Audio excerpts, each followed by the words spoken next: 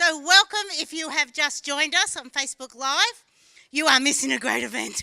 We are having so much fun here. So now, I'm Karen Chasen, if you haven't seen the morning event.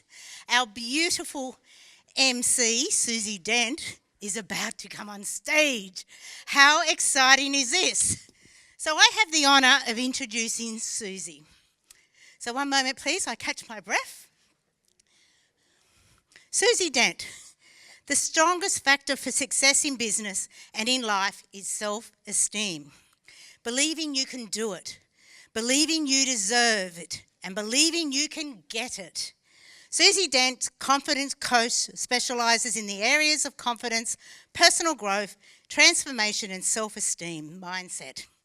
She helps you identify your personal challenges and gives you the tools to transform your life. Please give a really, really, really big applause to Australia's most gorgeous beauty queen, Suzi Dent. Yeah!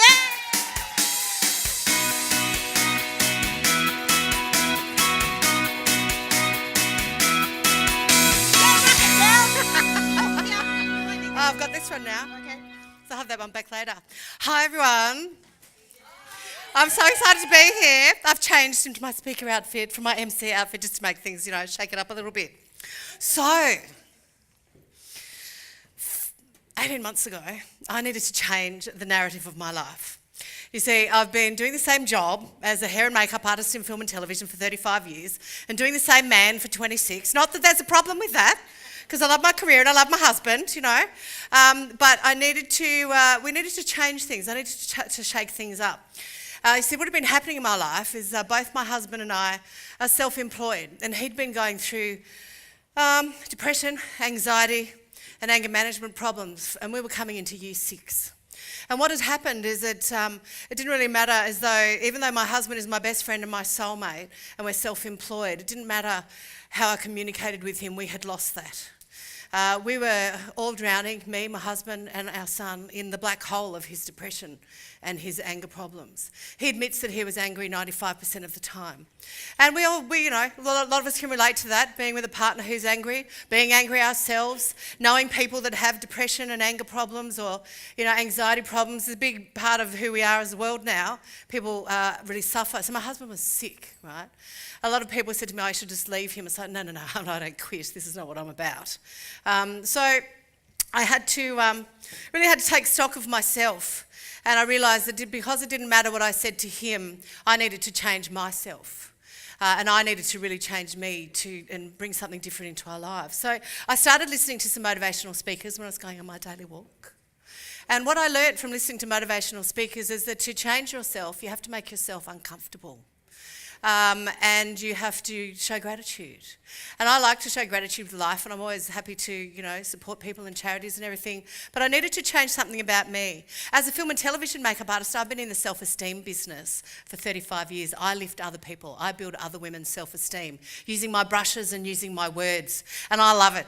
I'm really good at it. I really like it. I'm good as an artist, and I love helping women, but I had never experienced that myself. I was raised by a narcissistic sociopath with jealousy issues. I'll just put it out there. When you're raised by a mother who has no empathy, you're raised in a different way to other people. So I had to dress down for my mother to actually spend time with her, because you could cut the air with a knife with her jealousy, right? My mother used to treat me like my father's mistress from when I became a teenager. From the age of 12, I knew she didn't have my back.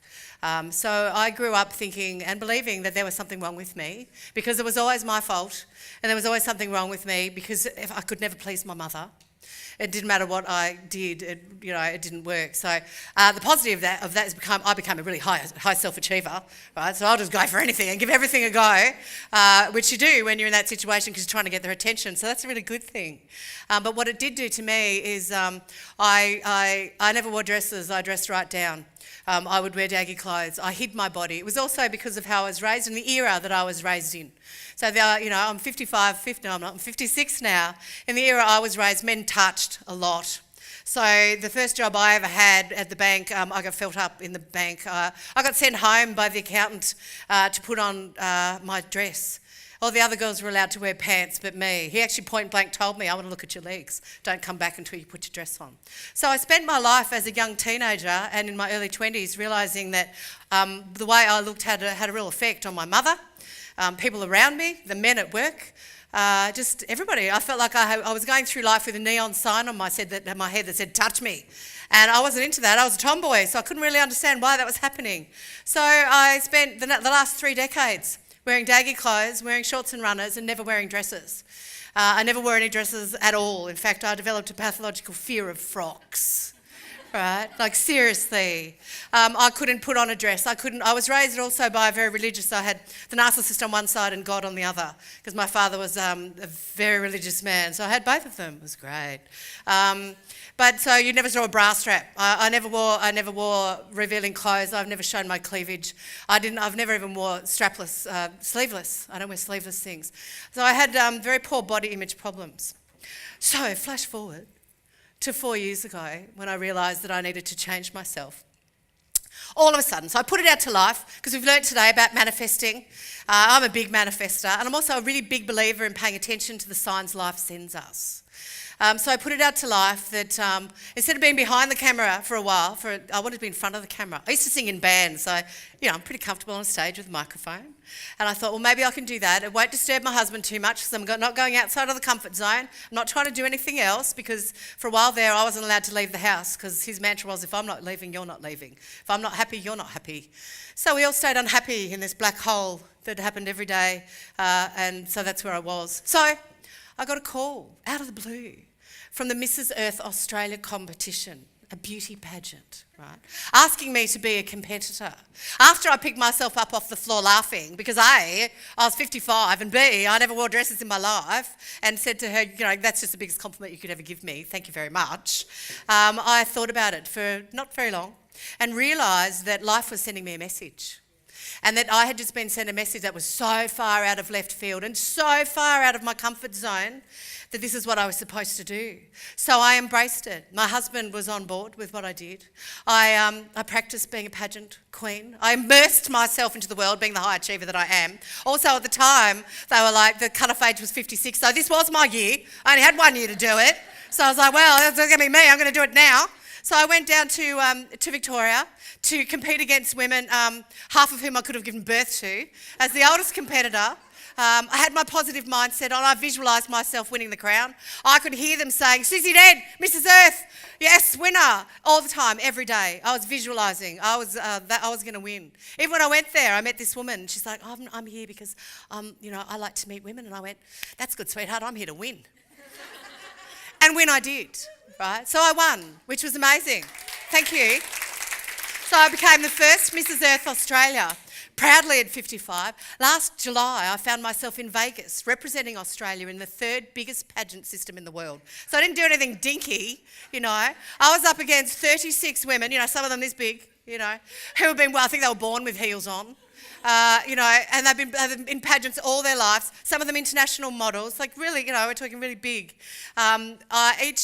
When I had my first dress made, I like to say I built my self-esteem one frock at a time. The first one I put on, I had it made for me. It was like my Cinderella moment, and it was all sheer across here. I completely freaked out, burst into tears through fear because you could see my skin. And I'd never done that before, and it really freaked me out. And I go down like a ton of bricks because you know why? There's a big difference between confidence and self-esteem. You can fake being confident, but you can't fake not having self-esteem. And I think I was born with bucket loads of confidence, but my self-esteem had been whittled down over the years. And then with my husband being really angry all the time and I was worthless, I was at a pretty low ebb. So I jumped onto this, when I got my crown. And I had businesses come on board with me, which was great. My husband has always believed in my intuition.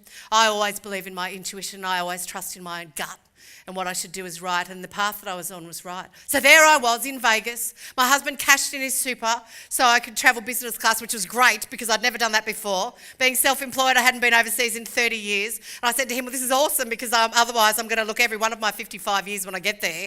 And I'm competing against 21-year-olds, so it'd be good to give me just a little bit of a leg up. So I got there, had a great time. I would have just gone to be in the pod. It was amazing. I was lying there in this pod. It was awesome. So I went there. I had to, in Vegas, like I said, 36 women from around the world who had all competed in their states and in their country to represent their country as Mrs. Earth. I practiced wearing these high heel shoes, which are bigger than these ones. I would stand at the end of the bed like this. For 2 weeks, I just stood there on the carpet. I was shit scared of face planting the floor, in front of Australia. I was like, I can't let Australia down. And by falling on my face, I practiced walking like Gingerly Watkins with your book on your head so I could glide and not actually look like a thunderbird, So I practiced every day. I did that. I went over to Vegas. I glided on the stage. I wore my dress that showed my sleeves with a tiny little bit of cleavage. I went out there. There was a swimsuit section as well. I had a swimsuit. There was no way I was going to wear a bikini. I'm going to push myself that far. But I had this really cool Bond girl-inspired scuba suit made that my husband and I kind of thought up. So it had a leg. It had sleeves because I don't like going sleeveless. It had a zipper that went up. I strapped a knife to my arm. I strapped a knife to my leg. I had a knife here and I trotted out in my really, really high stilettos and went, rah! Because it's all about being fit and healthy. I showed my guns with my knife. I scored straight 10s and a 9.5 from 5 judges. As the oldest competitor, they didn't know how old I was. I wasn't about to say, I'm 55 because I don't really care because I'm all about age as being a number. You can do whatever you want to be, regardless of how old you are. Don't let society tell you that you can't because I'm proof that you can. I really enjoyed being over there. I had an amazing moment. But for me, what happened was my self-esteem was lifted. And I worked on myself and worked on my self-esteem each time I did it. And it was a really big deal for me to put on a dress and to expose my body and to expose myself and to be out there. Because whenever I used to put on a dress, I'd feel rude. I was brought up by very strict religious people. I would feel rude. I would feel exposed. I was so uncomfortable. In fact, I get so uncomfortable that I can't leave the house wearing something that doesn't make me comfortable. And I know you see this really confident woman in front of you because I am. But if I'm not wearing the right clothes, I can't do it. And changing that swimsuit and having the Bond girl thing, I was covered in the bits that I needed covered. I didn't have to show my bottom. I didn't have to show my cleavage. I just stood there as a strong, confident woman. And I got to see the male judges afterwards who all said that I was their male fantasy. As I walked out, I thought, yay, that's why you scored me 10s. Awesome. But what has happened is I have had the most, if my father was still alive, he would say that God had me on a path. And that my life path has completely changed since I've done that. And it actually has. The world of motivational speaking and inspirational speaking has opened up to me. I've been so lucky to have had press all over the world, in India and all around Australia. I've been on Sunrise love me because I make them laugh. I made Koshi fall off the lounge. That was good. I think that's why they asked me back. I'm ever so grateful that this journey, which for a little while I kind of felt like an imposter because I just thought surely this can't be affecting people because all I did was put on a frock. And that was a big deal for me. But it's amazing that this story that I share of me changing my life and me transforming myself to become the me that I'm always supposed to be, the me that I kept hidden, the me that I changed to make other women comfortable, to make my mother comfortable. I got to the age of 55 and I thought, you know what, if you've got a problem with my legs, that's your problem because you know what? This is what 56 looks like, I'm not into Botox, I'm not into fillers, I'm just a fit, healthy woman with a great attitude to life. I have my husband back, right? He followed my whole journey. He's so proud of me because for him, I built my self-esteem. And that's all he wanted for me. By leading by example in this journey, I have helped my husband. I've helped heal my husband. A few months ago, he sat there with a photograph of me when we first met when I was 29. And he said to that photo, all I need to be is the man that you fell in love with. I liked him. He was nice. He was really cool. I liked him.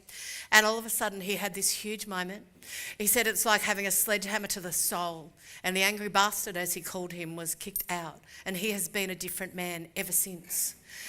He looks at me differently. He looks at life differently. He's a glass half full person, not a glass empty person. He's not negative anymore. I don't have anxiety attacks when I get angry anymore. We have a really wonderful, loving relationship again. I have my soulmate, my best friend back because I put on a frock.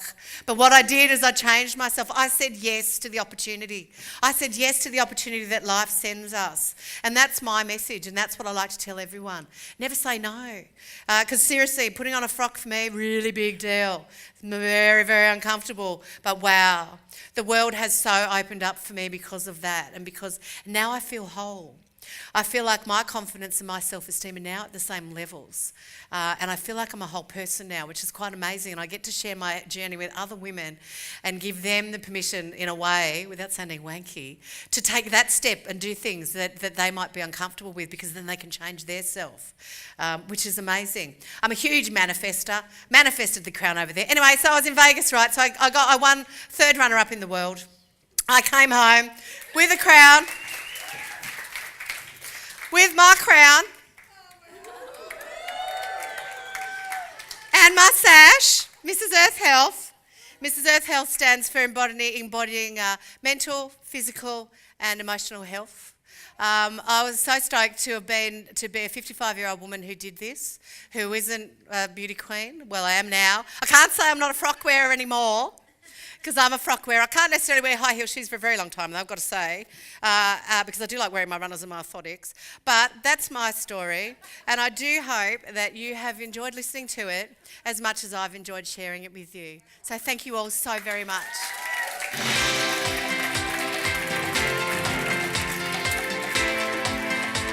Wow, that was amazing. Let's give her another round of applause. Okay, Susie. Okay, Kaz. No, I won't say that. We're good friends, right? Right. And you shared a story with me this morning that, after hearing your story again, because it's so amazing, I'd really like you to take the time to share it with the audience, because it's really good. Isn't it great when you share something with people and they dob you in? Guaranteed. So last night I had these two dresses made for me. I went and picked them up yesterday. I put them on last night and they weren't what I thought they were going to be. And I put them on and my whole self-esteem it's like I have an anxiety attack. I didn't look the way I had imagined that I was going to look here with you today. I put them on. I was completely devastated. I had a split second of thinking, there's no way I can do this. If I have to wear this, I don't have anything to wear. It gave me a really huge reminder that I'm a newly minted dress wearer, that I will always have psychological problems about body image problems and about how I was raised, and I'll always have to get over that one step at a time. And last night was a wonderful reminder, even though it was completely draining afterwards. And hubby bought me this yesterday. Wow, what timing. It arrived yesterday because I couldn't wear it without something. So this is like sleeveless, but I couldn't do that because I don't have the confidence to do that. So last night for me was an amazing reminder that my journey is real, that it is important, me just putting on a frock, and that it has really changed me, and that I can take myself seriously, and that it is a really big deal. So last night reminded me of that my journey is still going on, and that I thought, and that I'm here, and I shared it. But it's good for me to share it with you, because I know that sometimes we look at people and we judge them by what we see. And I know what people see when they look at me. They see confidence. They say, I want to be like her. It's like, yeah, well, that's great. Me too. And now I am. So I wanted to share that. So basically I had an incredibly vulnerable moment last night. And it's really nice that you asked me to share that, because then I get to be really honest with you and say that it's all one step at a time. Last night I had a huge moment. My self-esteem was on the floor, absolutely plummeted, and my confidence goes with it. And that's why, as I mentioned earlier, confidence and self-esteem are two entirely different things. I didn't have a problem with being on stage and talking to you. I had a problem with not having the right thing to wear because of how I felt wearing it. And that's my journey last night. So thank you. Thank you. And how amazing have both of Susie's outfits looked today? Oh, thank you so much.